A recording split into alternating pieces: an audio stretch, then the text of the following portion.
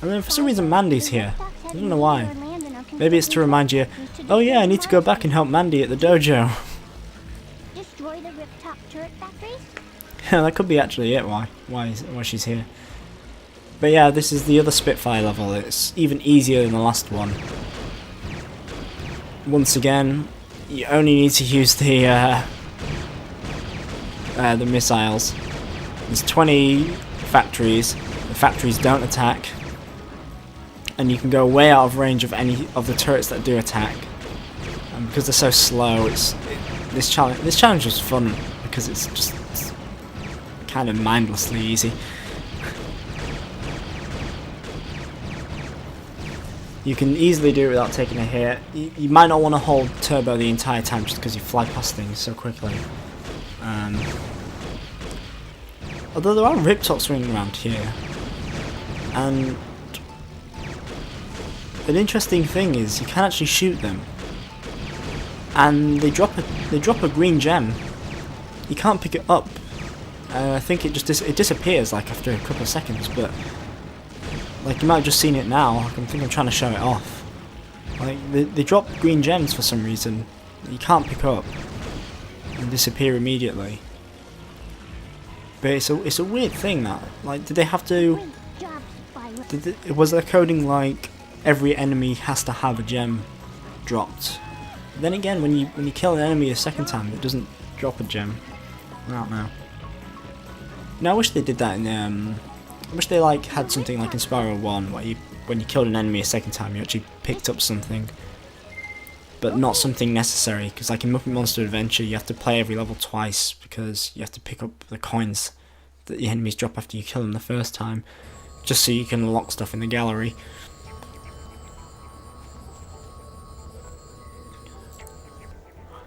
A nice thing that this level does, compared to Dragonfly Dojo though, is it actually saves the number of Yetis you've like freed when you come out of a challenge portal, because I'm pretty sure in Dragonfly Dojo it didn't save the number of kites.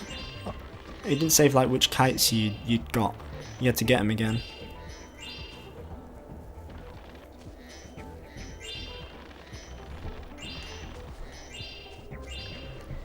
But now we're back at the start of the level. And we've just got our last Yeti. Cheerio, Spyro. That's a good dragon. And now the door mysteriously opens, and we can go into this back area where there's a dragonfly waiting there. That's not fair. You get flying over the chasm, like we're going to be able to catch him there.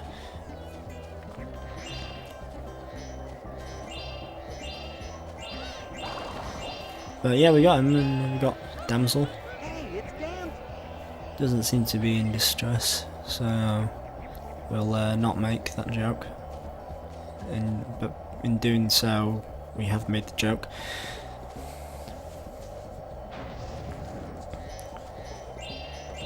So these should be the last few gems, hopefully. But as you know, with Spyro 4, there's always a gem somewhere that's been missed. And one way leads just back out towards the exit of the level. So there's a nice way. It's a little bit of a roundabout way, but there is sort of like a way to actually get straight to the end of the level without just being lazy and putting like a whirlwind. Because if you drop down from this ledge, it takes you to that first ledge that drops you down to the start of the level.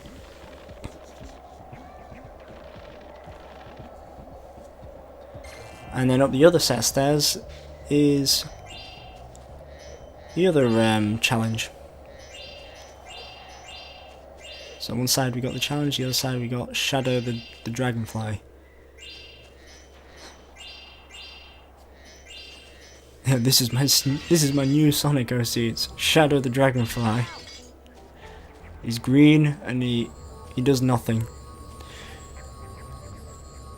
That actually sounds like my my little like mascot. The green cat just does nothing. But this challenge is fun. It's a slide one. I actually like this one a little bit better than some of the slide challenges in some of the earlier Spyro games, just because I think because the track is so wide, it's not as difficult to fall off. The music's nice. It reminds me of one of the Muppet Monster Adventure bosses actually, because that one's just sliding down a thing where it's got penguins on.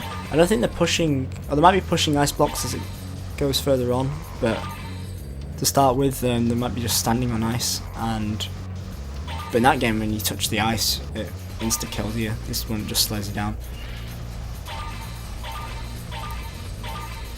But yeah, there's like a hidden route here. When you take like a bit of a hard left, like midway through, and it makes the whole thing like easy, very trivial, because it gives you so many of these time gates that give you extra seconds that, like 10 seconds to spare, and we're almost at the end of the race. At least it freezes the timer when you get there, not you have to have a spare second to walk up to the monkey and talk to him. But yeah, this area actually has 2 challenges. For some reason this guy refuses to tell us about the second one. Don't know why. A bit of a sneaky one. But yeah, now there's a second one. It's exactly the same, only we got less time to start with. But taking the secret route once again just makes it, isn't challenging at all. I used to find it difficult when I was younger, because I didn't know about the secret route, which isn't really that secret, but I suppose the camera kind of hides it a bit. But yeah, when you take this route, it's a lot easier, because you just, as long as you get all the ones in a row, which isn't that difficult. So look at that, we went from like 6 seconds to like 19. I might even end this with more time to spare than the first time. And I clip through the penguin. And getting hit by things isn't really anything you should worry about. It's just, you do fine when you just kind of just if you pretend it's not there, it can't hurt you.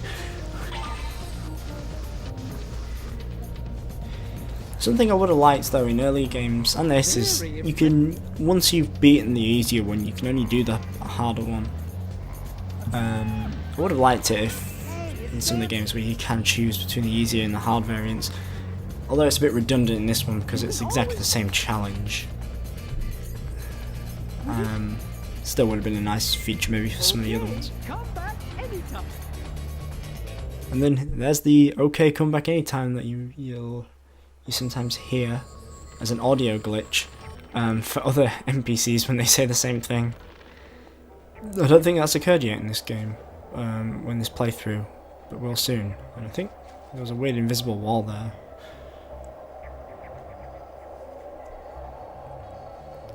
But now we're gonna head to the chest that we got the key for. Get the other Dragonfly. The chest that shouldn't be here.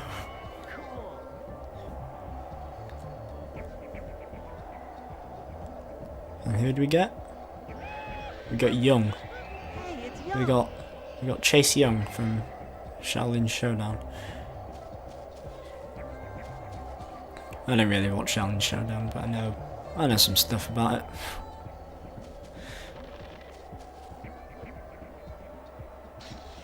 But yeah, I guess Chase Young isn't a lizard. He's a dragonfly. It's a lot less threatening. And now we get to talk to Bart.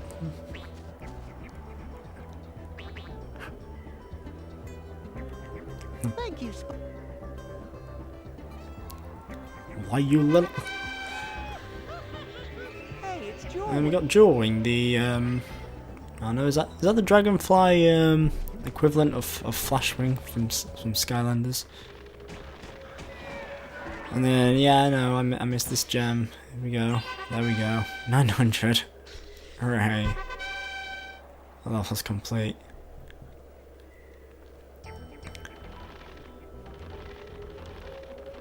And now to make our way to the exit, because I was stupid enough to say, yeah, this is a good idea, let's show them where the exit is for each level, and actually leave the level through that way. See, this was like Spyro 1, I wouldn't be doing this, I'd be... I'd just be pressing start and exit level.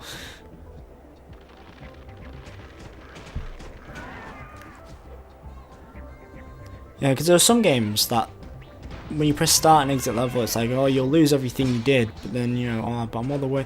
Well, don't, like, you know, don't design the game so that you have to trek all the way to the other end of the level just to leave and keep your progress. And we got some. This looks so. I don't know. Something about that animation looks a bit off. But I guess that's. I know. Would that just be the? I think that sentence just represents this game. But there we go. That was Monkey Monastery. And so now our next level is all the way back in the second area. So we have to immediately say goodbye to the new area we just unlocked, and now go all the way to the other end of the hub world.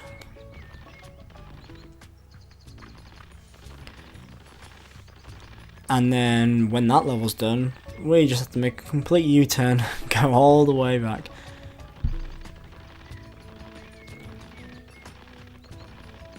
So it wouldn't be so bad if it wasn't so big, like what, these massive corridors. I know I keep going on about it, but like, to be honest, this was kind of a bit, it kind of got a bit boring to play at times, because I was doing it all in like one go.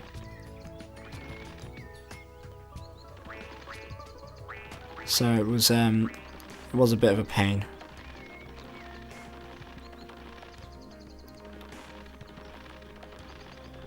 Yeah, we're because maybe it was because they planned for people to go to Dragonfly Dojo, so there would be like a midpoint for something to do, just for that single backtracking reason.